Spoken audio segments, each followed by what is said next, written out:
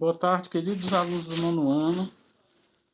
Hoje nós vamos estudar aqui o capítulo 9, que vai tratar sobre ligações iônicas. Esse capítulo, pessoal, vocês vão precisar entender bem, né, a tabela periódica e aquelas regras que nós aprendemos de distribuição dos elétrons nas camadas, tá bom? Para conseguir entender bem esse capítulo. Aqui, pessoal, ele mostra uma imagem, né, de um índio fazendo a caça, né, a pesca, na verdade, no igarapé em Manaus. E aí ele quer mostrar aqui os vários materiais que compõem, né, que a natureza é constituída, né, tanto essa questão dessa Índia colhendo frutos, né, desse indígena pescando, nos frutos doces nós vamos ter a glicose. E na água dos rios a gente tem alguns sais dissolvidos, né, dentre eles o cloreto de sódio. E aí a pergunta que fica é, entre a glicose e o cloreto de sódio, o que é que se tem em comum ou de diferente, né? Como os átomos se combinam para formar essas moléculas. E é isso que, a partir do capítulo 9, nós vamos estudar. Começando com a ligação iônica, no capítulo 9, e no capítulo 10 serão as ligações covalentes. Então, pessoal, os elementos que nós vimos, né, que são esses elementos aqui, os gases nobres, quando você distribui os elétrons por camada, eles têm tendência a ficar com 2 elétrons na última camada. Nós aprendemos que essa última camada é a camada de valência. No caso, aqui o hélio ele vai ter 2 elétrons na camada de valência, que é a K. E todos os outros gases nobres, eles apresentam 8 elétrons na última camada, na camada de valência. Esse 8 elétrons, pessoal, é o que todo elemento químico busca. É a chamada regra do octeto. Um elemento químico, para ser estável, ele deve completar esses 8 elétrons na camada de valência. E para isso, pessoal, ou ele vai ganhar ou ele vai perder elétrons. Quando um perde e outro ganha, né, na ligação química, nós vamos ter a chamada ligação iônica. Por exemplo, ele faz aqui, ó, o potássio, representado pela letra K, né? Ele vai distribuindo os elétrons por camada. A última camada ficou com um elétron só. Então é muito mais fácil ele perder esse um elétron para a camada anterior ficar com 8 do que ele ganhar 7 elétrons, né?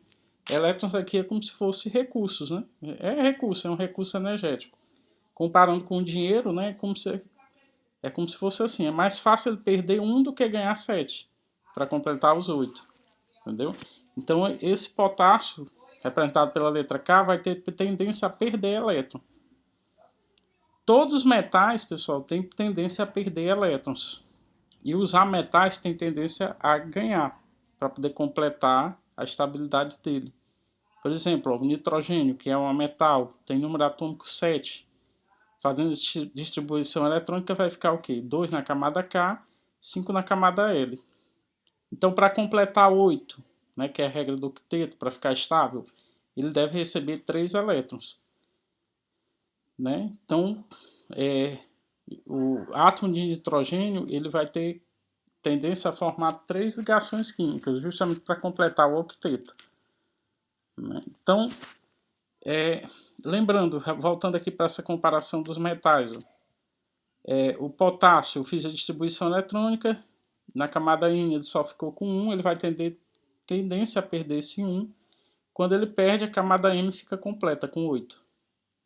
E aí ele fica com a carga positiva. Toda vida que se perde, né, o átomo ele tem equilíbrio de cargas. Tanto a mesma quantidade que ele vai ter de carga positiva será de carga negativa, que são os elétrons. Quando ele perde elétrons, ele fica com excesso de carga positiva. Por isso que quando perde, ele fica positivo. O magnésio, né, eu faço a distribuição, tem 12, né, vou distribuindo 2, 8, 2. Então, na hora, ele vai ter tendência a perder para ficar a camada L com 8 elétrons. Então, ele perde, na hora que ele perde, ele forma um íon, né? O íon magnésio Mg2+, porque ele perdeu 2 elétrons. Por isso que é 2+. E quem fica com carga positiva, pessoal, nós chamamos na química de cátion. Né? Então, aqui para o alumínio, ele faz distribuição também, ó, na camada M com 3. Então, ele vai ter tendência a perder esses 3 elétrons, vai ficar na forma alumínio 3+. Essa aqui passa a ser a camada de valência, né, com 8, então ele fica estável. Então, pessoal, é muito simples, né, para a gente saber a fórmula dos elementos, dos compostos químicos iônicos, a gente coloca sempre um que tem tendência a perder elétron primeiro, que geralmente são metais, e do lado direito, né, nós colocamos o que tem tendência a ganhar elétrons. Então, por exemplo, eu vou ter aqui a fórmula química, né, do Na, que tem tendência a perder elétron, um elétron, e o cloro, que tem tendência a ganhar um, ó, porque ele já tem 7, quem tem 7 quer completar 8 elétrons. Então, ele vai ganhar um elétron do sódio. Aí vai ficar o quê? O Na+, né, porque ele tem tendência a perder, e ele perde para esse cloro. Aí completa os 8 elétrons. Então, tem explicando aqui, ó. Então, camada K, camada L, camada M. A M tem um elétron, ele perde, né? Na hora que perde fica positivo. O cloro, né, na camada K tem 2, na camada L tem 8, na camada M tem 7. Então tem tendência a receber um elétron do sódio para ficar com 8. Então a fórmula do composto químico formado pela união desses dois elementos é o NaCl, que é o chamado sal de cozinha. Já eu quero saber a fórmula química, né, de outros compostos. O cálcio ele tem tendência a perder 2 elétrons, né, para ficar aqui estável. Já o flúor tem tendência a ganhar um elétron. Então, para a gente saber a fórmula, eu coloco o cálcio, que tem tendência a perder 2, então fica cálcio 2+, do lado do flúor, que tem tendência a perder 1. Aí eu vou e inverto, né? Meio pelos extremos, como se diz. Aqui, ó. E aí a fórmula do composto fica o quê? CaF2. Certo? Eu inverto, ó. Cálcio com tendência a perder 2 elétrons, flúor com tendência a perder 1 elétron. Então a fórmula eu inverto aqui o que é expoente do cálcio, eu passo para índice do flúor, o que é expoente do flúor, eu passo para o índice do cálcio. Aí fica o quê? Aí na hora que eu faço essa inversão, perde o sinal. Fica cálcio 1, flúor 2. Então fórmula do composto CaF2. Da mesma forma, o composto formado pelo alumínio e oxigênio, o alumínio tem tendência a perder 3, o oxigênio tem tendência a ganhar 2. Então eu coloco aqui alumínio 3+, do lado do oxigênio 2-, aí inverto. Na hora que eu inverto, mudo o sinal, fórmula do composto químico formado por alumínio e oxigênio, Al2O3. Né? Então, características dos compostos iônicos, pessoal, eles têm tendência a se dissolver em água, né? Quando estão na forma líquida, né? Eles têm alta capacidade de condução de corrente elétrica, né?